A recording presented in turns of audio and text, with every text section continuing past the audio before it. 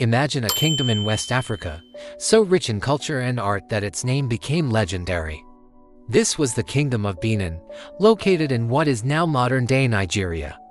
For centuries, it flourished, renowned for its sophisticated political structure, its powerful army, and above all, its breathtaking art.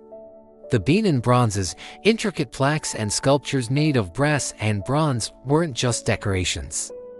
They were historical records, a library cast in metal, telling the stories of kings, battles, and court life. The capital, Benin City, was a marvel of urban planning, with massive walls and a complex system of moats, larger than the Great Wall of China. The Oba, or king, was the spiritual and political heart of the empire, a divine ruler whose authority was absolute. The kingdom's wealth came from trade, controlling key routes for goods like palm oil, ivory, and pepper, which they exchanged with European merchants for firearms and other commodities. This was a civilization at its peak, a beacon of African power and creativity. But a storm was gathering on the horizon, one that would change the fate of Benin forever. The late 19th century was the era of the scramble for Africa, and European powers were hungry for territory and resources. The British Empire had its eyes set on the Kingdom of Benin. They wanted to absorb it into their colonial holdings in Nigeria, primarily to control the lucrative trade in palm oil and rubber. The Oba of Benin, Ovenramwanagbasi, was fiercely independent and resisted British encroachment. He imposed customs duties and eventually suspended trade with the British to protect his kingdom's sovereignty. This move infuriated the British traders and colonial administrators. A man named James Phillips, the acting consul general of the Niger Coast Protectorate, decided to force the issue. He believed that a show of British strength would intimidate the Oba into submission. Against the advice of experienced officials and ignoring warnings from the Benin people themselves, Phillips organized an expedition to Benin City in January 1897. He claimed it was a peaceful trade mission. But his party was heavily armed, and his private letters revealed his true intention: to depose the Oba and annex the kingdom. The timing of Philip's expedition couldn't have been worse. He arrived during the festival, a sacred period when the Oba was in seclusion and was forbidden from meeting any foreigners. The leaders of Benin sent multiple messengers to warn Phillips, pleading with him to postpone his visit. They explained the cultural and religious significance of the festival, but Phillips was arrogant and dismissive. He saw their warnings not as genuine cultural concerns, but as a deliberate snub, a challenge to British authority. Convinced of his own superiority, he pushed forward, leading his party of about 9 Europeans and over 200 African porters directly into a trap. The Benin chiefs and military leaders, fearing that Phillips intended to launch a surprise attack during their most sacred festival, decided to act preemptively. As the expedition neared the city, it was ambushed by Benin warriors. The attack was swift and brutal. James Phillips and most of his European companions were killed, along with many of the African porters. Only 2 Europeans managed to escape to tell the tale. The event, which became known in Britain as the Benin Massacre, was not an unprovoked act of aggression, but a desperate, defensive response to what was perceived as a grave threat and a profound sacrilege. When news of the ambush reached London, the British press and public exploded with outrage. The narrative was simple and sensational: savage Africans had massacred peaceful British officials. There was little to no mention of the context of Philip's provocative actions or the sacred festival he had desecrated.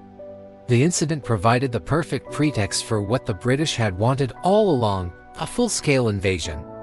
Retaliation was immediate and overwhelming. The British Admiralty swiftly organized what they called the Punitive Expedition. A force of 1,200 Royal Marines, sailors, and soldiers from the Niger Coast Protectorate was assembled under the command of Admiral Sir Harry Rawson. Equipped with the latest military technology, including Maxim machine guns and rockets, they set sail for Benin. Their mission was clear: to conquer Benin City, capture the Oba, and make an example of the kingdom that had dared to defy the British Empire. This wasn't just about punishment. It was a calculated military operation designed to break the spirit of the Benin people and seize control of their land and resources once and for all. The stage was set for one of the most infamous episodes in the history of British colonialism. In February 1897, just a month after the ambush, the British Punitive Expedition arrived. The invasion was a brutal, one-sided affair.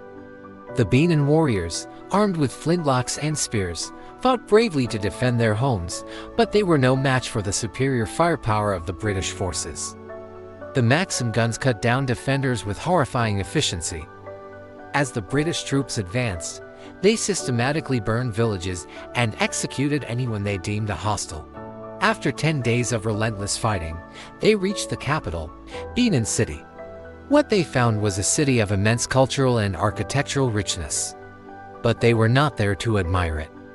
The orders were to conquer and destroy. The city was set ablaze. The inferno raged for days, consuming centuries of history, art, and heritage. The great palace complex, the heart of the kingdom, was reduced to smoldering ruins.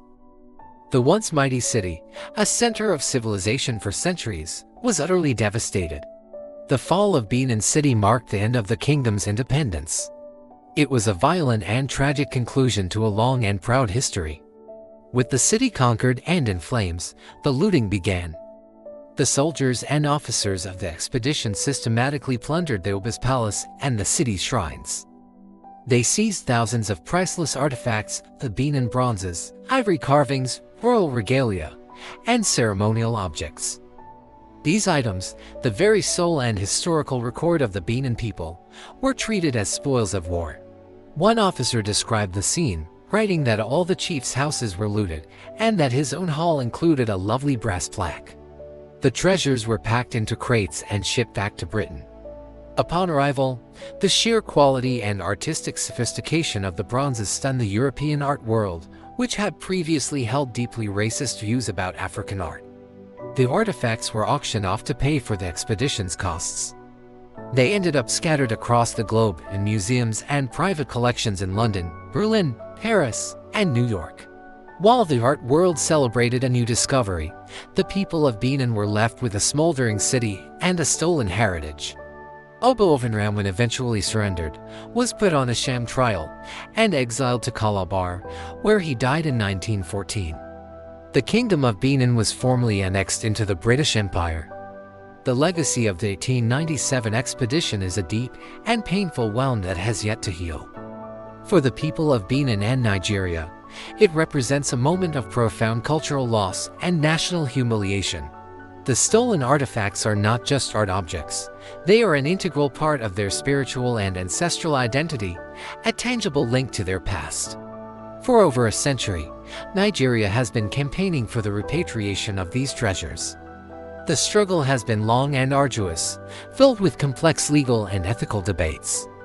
Western museums have often resisted, arguing that they are universal museums better equipped to care for the artifacts, an argument many see as a continuation of colonial arrogance.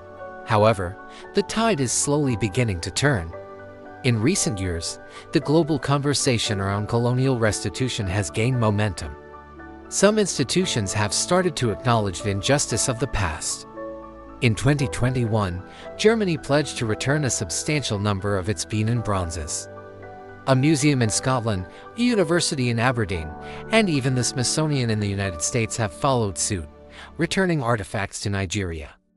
The British Museum, which holds the largest collection, remains a major holdout, but the pressure is mounting.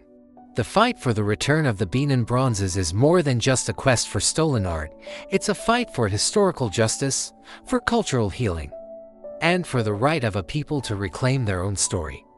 It's a powerful reminder that the echoes of empire still reverberate today, and the work of decolonization is far from over. Thank you for watching. Don't forget to like, subscribe, and hit the notification bell for more stories from our shared past.